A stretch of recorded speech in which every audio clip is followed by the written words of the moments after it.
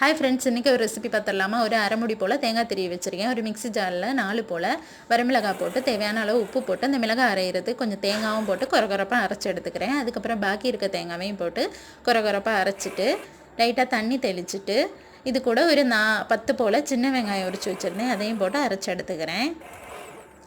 அதுக்கப்புறம் ஒரு 2 போல் பெரிய வெங்காயத்தை இந்த மாதிரி கட் பண்ணி எடுத்துக்கிறேன். இது கூட பகுதி தக்காளி, ஒரு வரமிளகும் கட் பண்ணி எடுத்துக்கிறேன்.